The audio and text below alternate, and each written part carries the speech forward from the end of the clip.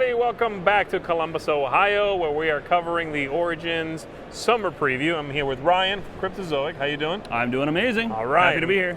We are taking a look at Mad Science Foundation, where you are trying to become a mad scientist extraordinaire. And how do we do that? I'm interested for a friend. It's not for me. I'm asking for a buddy. You're not quite mad enough yet, but not yet. For By the end of today, maybe. Maybe. All right. So in the Mad Science Foundation, every player is going to take on the role of a mad scientist who works at the foundation. Okay. Everyone starts with a quirk card, which is your little personality trait that mechanically equates to end-of-game scoring. So those are kind of hidden personality traits. And then you also get a headquarters for your, where you perform all your mad science, or, misunderstood science. Excuse me. Excuse me. I don't want to be too disparaging. Fringe. It's right. fringe science. Fringe science, yes. So everyone gets a starting headquarters, which serves as an invention with a big red button to earn you some infamy, which is ultimately your objective as a mad scientist, is to become the most infamous up the victory point track here. Okay. So to do that, every round, a player is going to be designated to be the director of the foundation. And they're going to award all the other members of the foundation with some type of resources and goodies. For example, they're going to deal out an invention card, in this case, the lunar laser cannon. And they're going to deal out a number of resources equal to the player count plus 1. So if it was a 4-player game, we might deal out 5 resources and an invention. Okay. Now, the way those get divided into the hands of the 4 scientists is the director is going to divide all of these goods into piles equal to the players. So this has got to be put into 4 relatively equal piles. For example, I might put this shark with some cryptomium, and I might put this laser with this shark, because sharks and lasers, very important resources to use for your mad science. Of course. We'll put some dark matter by itself and this invention by itself.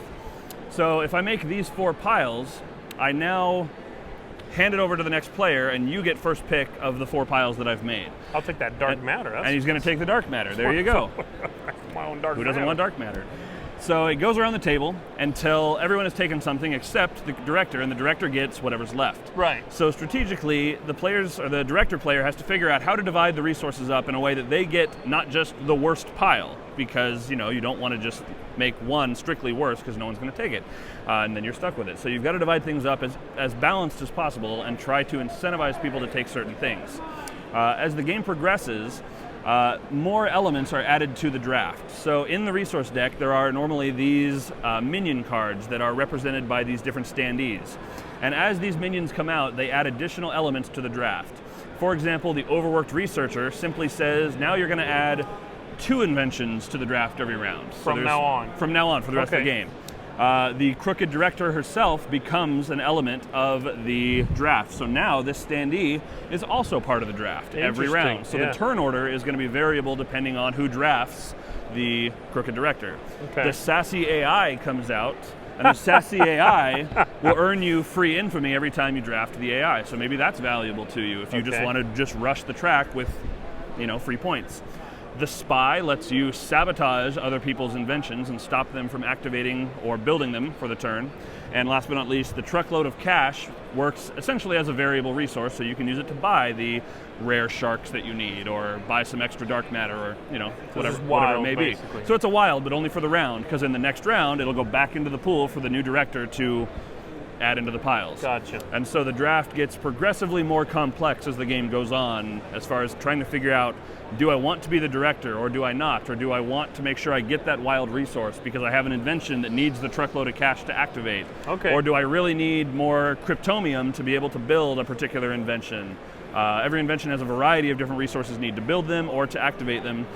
So it's kind of got an engine building feel where you're trying to get inventions that all work together, so you can do this that gets you new resources that you can spend on the next one, and so forth and so on. You can trigger everything once per round, something like that? You can build, each round you can build one invention. Okay. So you turn it from prototype step, which is sideways, to upright. Okay. And then from there you can activate by pushing the red button. You've got to push the red button or it doesn't work, of course. You push the red button and you get anything that's been active. So you push all your active red buttons and get all the rewards for them as long as you can spend the resources on it. So the game ends when you have played through the entire invention deck. Okay. The invention deck is a variable size depending on player count, so you add more cards in a 3 or a 4 player game. And you can also, of course, modify that for variable game length in general if you want a shorter game or longer game. So, okay, cool. So once it's all been played out, you then see where everyone is on the infamy track. They activate all their final inventions, push all the red buttons they want. Then you finally reveal your quirk card, which you started with. Which you started with at the beginning of the game, right. And that'll tell you if you have any special end game scoring condition. Everyone has something different. So, for example, the Hoarder says if you have extra resources left over that you haven't spent, you get an extra victory point or extra infamy for every one of those. If you are the Mastermind, there will be particular inventions that will give you particular extra or bonus points for having those built. So you want those specific inventions. There's one that's called the Procrastinator that will say, after everyone else has done all their final scoring with their quirks, you get an extra round of pushing buttons, because at the last second you get to, that one's pretty powerful, that one's pretty good. That's cool. So if you're set up with a good system, that can be very valuable. So it's basically one of those I split, you choose games, which are underdone, really, there's not that many of them, but it evolves throughout the game. You got it. Because all these things become part of the pie that you split. Yeah, because then I got to add this to that and so forth. It gets real crazy. Very cool. Sounds really neat. I love the look of it. Yep. Mad Science Foundation, when is this going to be available? This will be available Gen Con-ish. Okay. We're looking also around August for this. It's a $25 MSRP. Again, if you guys have any live viewers that are here at the show, we have limited supply here as a pre-sale, so feel free to come by and check it out at Origins if you're here. If not, it'll be at Gen Con and in stores very soon. So very cool. Well, thanks for showing it to me. Thank you, Z. Awesome. Good talking to everyone. you.